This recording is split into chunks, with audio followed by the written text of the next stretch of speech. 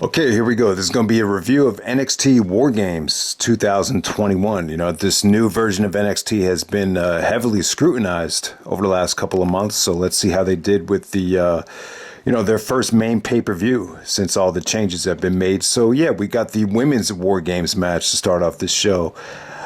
All right, so you got Raquel Gonzalez, Io Shirai, Cora, Jade, who is pretty much the story of the match, and Kaylee Ray. Kaylee Ray actually starts this thing off against Dakota Kai. So Dakota is actually teaming up with the Toxic Attraction stable, featuring Mandy Rose, the NXT Women's Champion, and Gigi Dolan and JC Jane.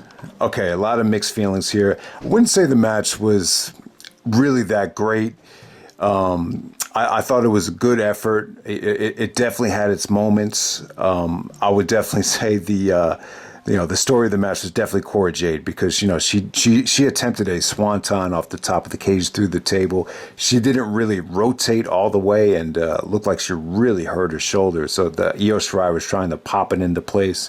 And it was just a serious gut check for her. Pretty much a star-making performance for Cora Jade, just in terms of perseverance. And Mandy Rose did some good improvising too when she came out, because she was trying to go after the injury, and if it was real, it was just pretty good improvising. But yeah, definitely I would say Io Shirai definitely turned this thing around. This thing really dragged, like when the first couple of members of Toxic Attraction came out and were controlling the match. Io eventually really turned this thing around. Raquel Gonzalez's entrance at the end of the match, she really got this thing going as well. But yeah, pretty good story here. The ending was kind of weird. The Cora Jade actually did get the pinfall, but she looked like she was in a lot of pain. But yeah, a great effort from all the women. I thought Dakota took some really nasty bumps. She took a nasty gut shot with all the kendo sticks in the middle of the rings. And then she actually took like a king of swing while she was trapped in a garbage can. So that was really cool. But yeah, good effort from the women from top to bottom, though. Not a pretty match. It's not a match I would, recommend to watch all the way through, but it did have its moments. And like I said, man, it was great star-making performance for Cora Jade. You could probably look back to this match and maybe in a couple years you could say, this is where she really started to build momentum and earned a lot of people's respects. Okay, so next up we got Imperium defending the NXT Tag Team Championships against Kyle O'Reilly and Von Wagner. Holy shit, this was really good. This is a lot better than I expected.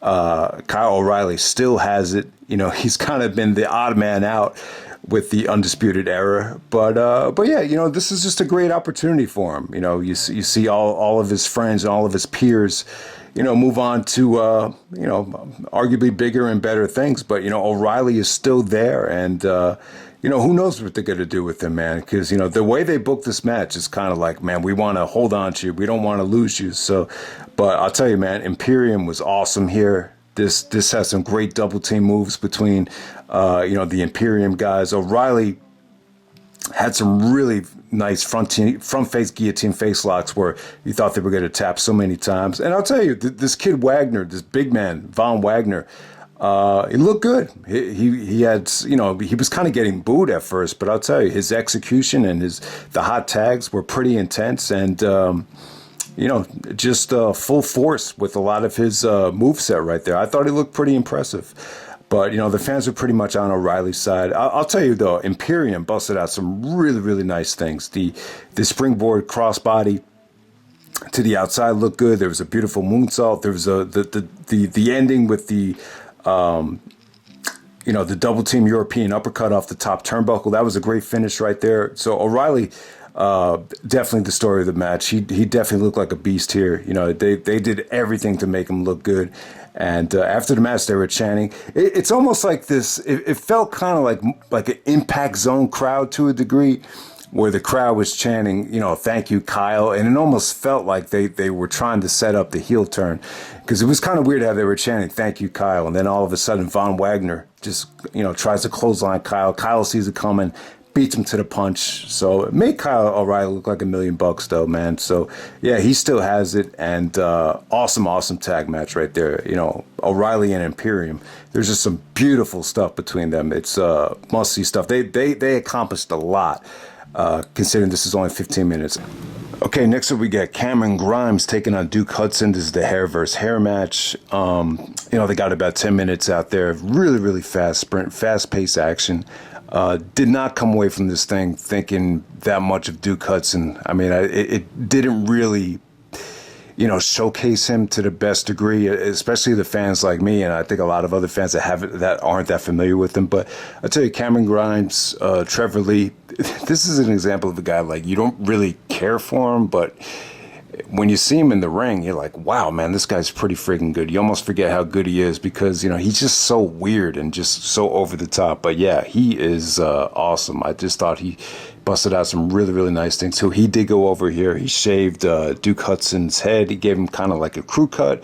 Wasn't that big of a deal, but yeah, man, Cameron Grimes is still awesome in the ring. Just be nice to see him work with some, higher profile opponents down the road. But we'll see what happens there. But yeah, his gimmick and his personality is a little bit too over the top for me. But yeah, he's an awesome wrestler, though. He was in the final battle of Los Angeles, which is pretty well documented. Okay, so next up, you got Roderick Strong defending the NXT Cruiserweight Championship against Joe Gacy. Joe Gacy, pretty big dude, pretty thick individual. The match did not go too long, but Roderick looks as fit and as crisp as he ever has here. I just thought Roderick looked like $1 million, and Joe Gacy did not look bad. He hit some nice power moves, but it just felt very, very short, and it just came off to me. The only thing I was thinking about during the match was, they got to capitalize on Strong before he gets any older. It'd be nice to see Strong face Bryan Danielson at Full Gear 2022 in a 56-minute main event. That would be pretty awesome, but I don't know what's going to happen with Roderick Strong right now. He definitely looks like a cruiserweight, though. He looks as fit and as toned as ever. He actually ends up winning with the the gut buster in midair, that awesome finisher right there. But yeah, it just kind of came off to me like Joe Gacy wasn't in his league. Okay, and then the main event, the men's War Games match. Awesome match right here. So if you haven't seen the show yet, I would definitely just check out the Imperium tag match with Kyle O'Reilly and the men's War Games match, which was friggin' awesome. It definitely delivered. And this is an example of just, guys just being hungry, whether guys are trying to get to the main roster or guys just trying to prove themselves on the NXT main show. If this featured a lot of guys just really putting it all on the line. And I love it, man. I love it when the show gets criticized, but when you get to the pay-per-view, it actually over-delivered. So this is a great story for all these guys right here. So you get the heel team is actually called Team 2.0, featuring Bron Breakker, who I believe is actually related to the Steiners. He was awesome here. He was actually awesome on the Go Home show where he actually won the ladder match to get his team the advantage. Carmelo Hayes, he's actually the North American champion. Grayson Waller. Grayson Waller had some really, really nasty bumps here. And he's probably the one guy. He actually got a "Who are you" chant. So he's probably the one guy that I'm not familiar with. I'm sure most of you guys are not that familiar with, but he was one of the stories of the match. Tony D'Angelo, he pretty much plays like a kind of like a mafia type of like sports bettor. He's kind of like a guy you would see working at a pizzeria that's a little bit shady. Kind of like has an FBI gimmick to a degree. To take on Team Black and Gold, featured Tommaso Ciampa, Johnny Gargano. You saw Gargano and Ciampa, reunite here with DIY. Lots of good double combinations from them. Pete Dunne and the new babyface of LA Knight. Last time we saw him, he was pretty much a full-blown heel feuding with Cameron Grimes. But here, he was getting the full babyface treatment. He actually did a beautiful belly-to-belly to Grayson Waller, which came off great. Actually, I think it was through a table as well. But yeah, you know what? This guy got off to kind of a slow start. Started off with Johnny Gargano taking on Carmelo Hayes. Pretty good action, nothing mind-blowing. But this is an example of a War Games match that actually got going, like as soon as all the guys came into the ring. Usually I like the War Games matches better in the beginning when, the ring doesn't get that filled. But once it got filled up, man, that's when the great stuff happened. There's tons of anticipation for the finish. Like I said, Johnny and Tommaso hit some beautiful double team moves. Tony D'Angelo actually took out Pete Dunne's mouthpiece and put a crowbar in him, and actually did he did like a Shiri no Uwe hip toss from the top rope. That was pretty nasty. Grayson Waller does the elbow drop off the top of the cage through the table. So yeah, like I was saying, man, Grayson Waller took some nasty bumps. He put it on the line. And the Steiner kid, man, he looked awesome, man. He came in, just did some beautiful belly to bellies, and yeah, great anticipation for the finish. It looked like Johnny and Tommaso were going to win this thing a couple times, but yeah. You had some really, really awesome near falls here.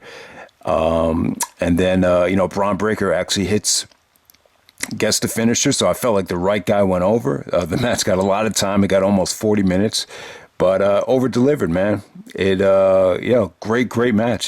This is definitely up there with some of the other War Games from NXT. So the women's match is probably the weakest one that the women's have had in NXT with the War Games. But the men, I would say that this men's one, it's up there, man. All the men's War Games matches have been great, and this is no different. You might even be able to argue this as being the very best. I thought it was that good. And like I was saying, guys, the Imperium match, Kyle O'Reilly, another star-making performance from him.